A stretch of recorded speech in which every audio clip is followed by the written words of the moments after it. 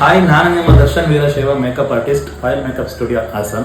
So ಇವತ್ತಿನ ವಿಡಿಯೋದಲ್ಲಿ ನಾನು ಕೆಲವು ಫೌಂಡೇಶನ್ಸ್ ಬಗ್ಗೆ ತಿಳಿಸ್ಕೊಡ್ತೀನಿ ನಿಮಗೆ.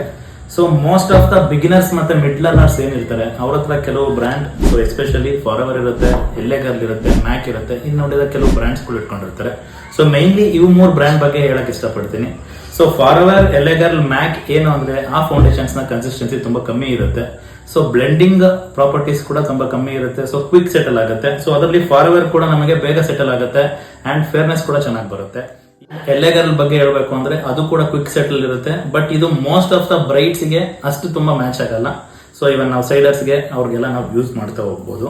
ಸೊ ಏನಕ್ಕೆ ಈ ಬ್ರ್ಯಾಂಡ್ಸ್ ನ ಯೂಸ್ ಮಾಡ್ತಾರೆ ಅಂದ್ರೆ, ಸೊ ನಾನು ಮೊದಲೇ ಹೇಳಿದ ಪ್ರಕಾರ ಇದ್ರ ಕನ್ಸಿಸ್ಟೆನ್ಸಿ ತುಂಬಾ ಕಮ್ಮಿ ಇರುತ್ತೆ ಅಂಡ್ ಮೋಸ್ಟ್ 75% ಮೇಕಪ್ ಔಟ್ಪುಟ್ ತುಂಬಾ ಚೆನ್ನಾಗಿ ಬರುತ್ತೆ. ಬಟ್ ಇದ್ರ ನೇಚರ್ಗಳು ಏನು ಅಂದ್ರೆ ಬೇಗ ಕ್ವಿಕ್ ಸೆಟಲ್ ಆಗುತ್ತೆ. ಸೊ ಕ್ವಿಕ್ ಸೆಟಲ್ ಆದ ಕೂಡಲೇ ಬ್ರೈಡ್ ಏನಿರ್ತಾರೆ ಅವರಿಗೆ 10 minutes ಅಲ್ಲಿ ಸೆಟಲ್ ಆಗುತ್ತೆ.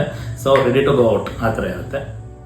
ಸೊ ಇನ್ನ ಮಿಕ್ಕಿದ್ದ ಪ್ರೊಫೆಷನಲ್ ಬ್ರ್ಯಾಂಡ್ಸ್ ಬಗ್ಗೆ ನಿಮಗೆ ಇವನ್ ಎಕ್ಸಾಂಪಲ್ ಕೂಡ ಬ್ಯೂಟಿ ಆಗಲಿ, ನಾರ್ಸ್ ಆಗಲಿ, ಸ್ವಿಸ್ ಬ್ಯೂಟಿ ಆಗಲಿ, ಆ ಬ್ರ್ಯಾಂಡ್ಸ್ ಬಗ್ಗೆ ನಿಮಗೆ ಇನ್ನ ಇನ್ಫಾರ್ಮೇಶನ್ ಬೇಕು ಅಂದ್ರೆ ಪಾರ್ಟ್ 2 ಅಂತ ಕಮೆಂಟ್ ಮಾಡಿ ನಾನು ನೆಕ್ಸ್ಟ್ ವಿಡಿಯೋದಲ್ಲಿ ತಿಳಿಸ್ಕೊಡ್ತೀನಿ.